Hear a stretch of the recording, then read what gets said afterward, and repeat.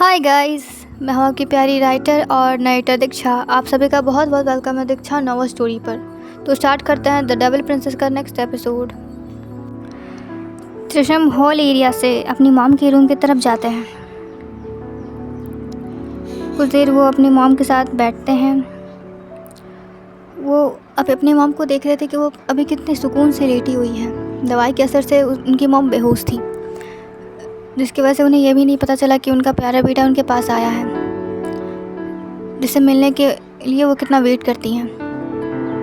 कुछ देर तक त्रिशम जी अपनी मॉम को ही देखते देखते सोचते हैं कि कितनी प्यारी है उनकी मॉम और कितनी स्ट्रांग भी। अंदर से कितनी खोखली है वो, अंदर से वो कितनी चीज़ें सहती हैं। आज तक उन्होंने कितनी सारी चीज़ें सही हैं, पर किसी चीज़ की भनक भी त्रिशम को नहीं लगने दी है। वो हमेशा उसके सामने हंसकर प्यार से रहती हैं, ताकि कभी भी त्रिशम को ऐसा ना लगे कि त्रिशम की वजह से या फिर त्रिशम के डैड की वजह से उनकी लाइफ में कोई भी प्रॉब्लम्स है।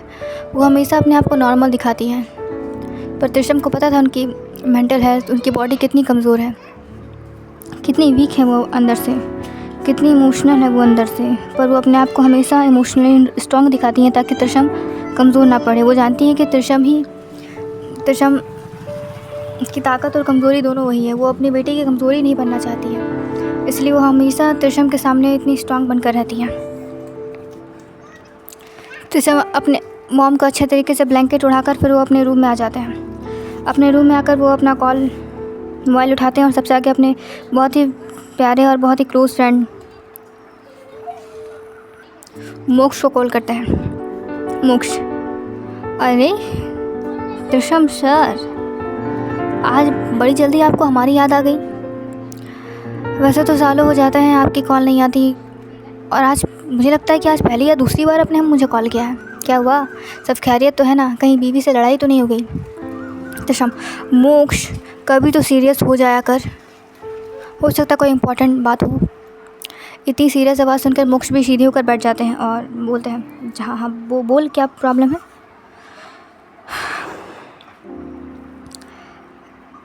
मैं चाहता हूँ कि मैं उसे बर्बाद कर दूँ।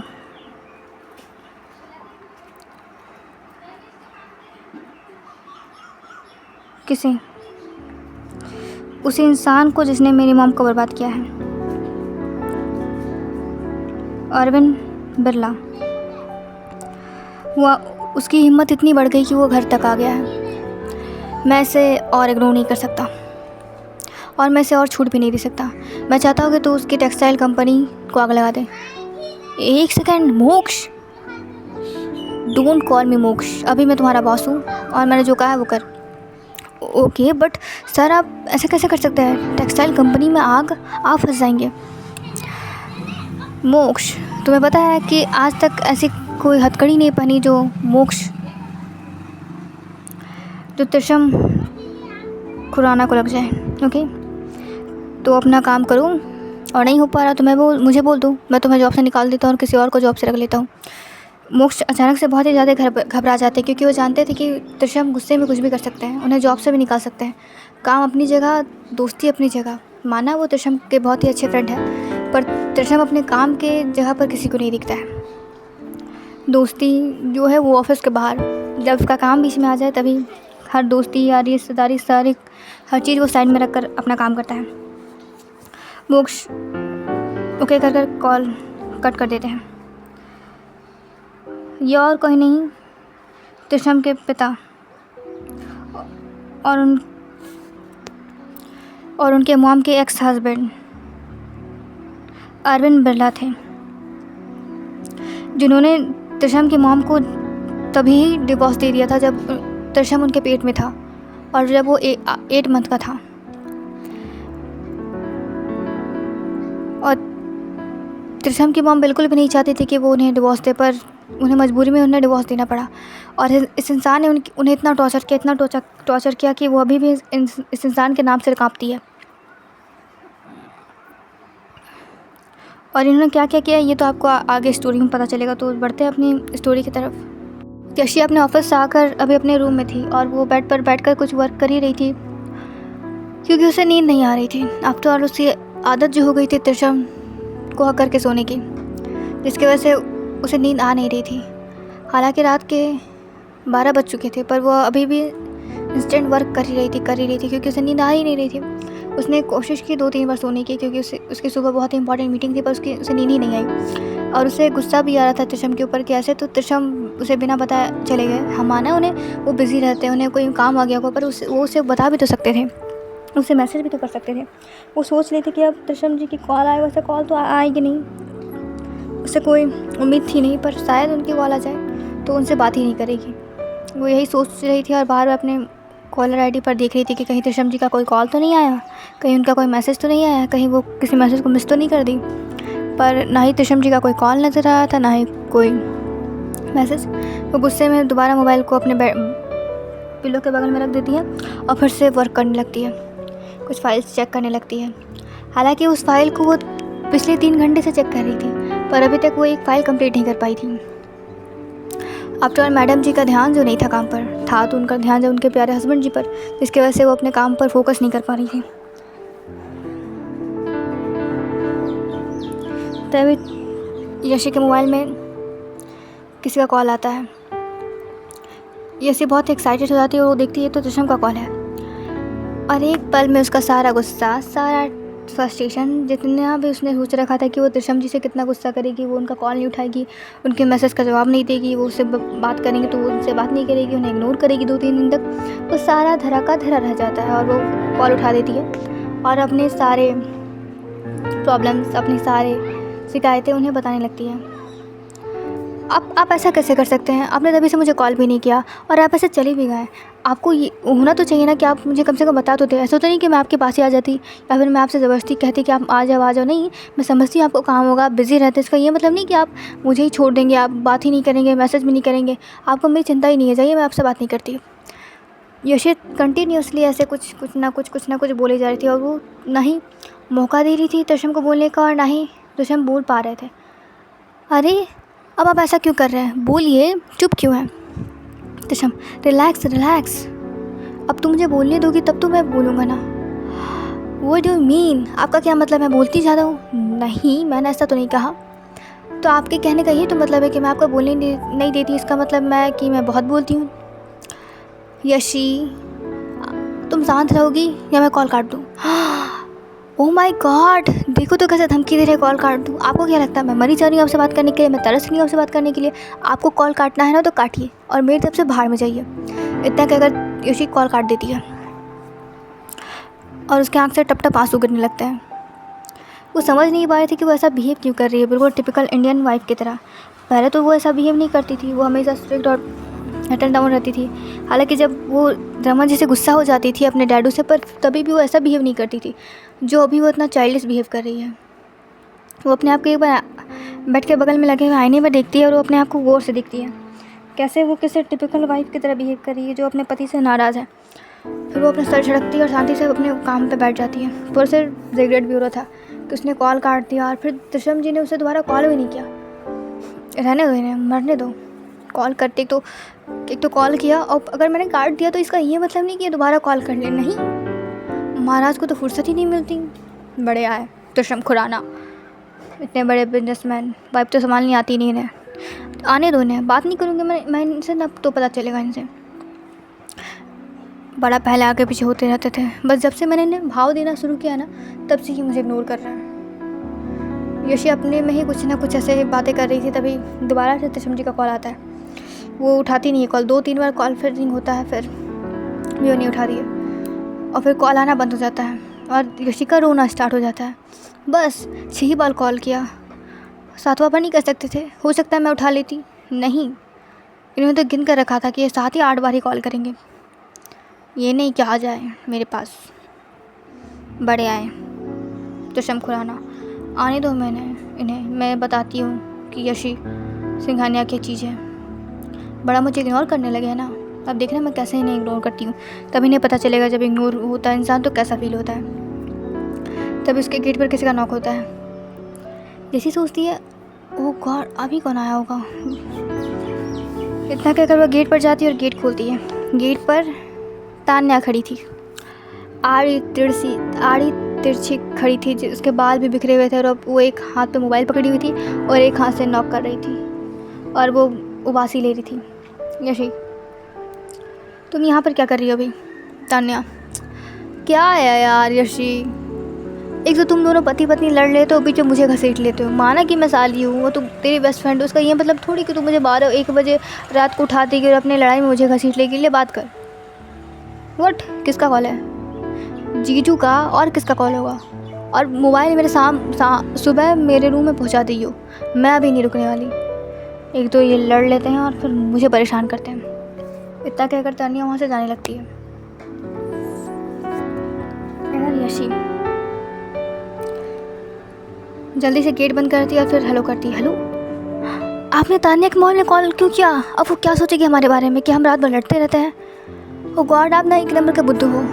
तिरछम, अब मेरी प्यारी बीवी जी मेरा कॉल नहीं उठाएंगी, मेरा कॉल बार बार काट देंगी और मुझे ब्लॉक कर देंगी, तो मैं किसी और को ही ना कॉल करूँगा। मैंने कहा ब्लॉक किया? हा, मासूम मत बोलो, समझो जैसे मुझे पता ही नहीं है। हाँ, तो आप बार बार कॉल करके परेशान कर रहे थे। मैडम को कॉल भी नहीं रिसीव करना है और किसी और के मोबाइल में करो तो भी मैडम को प्रॉब्लम है।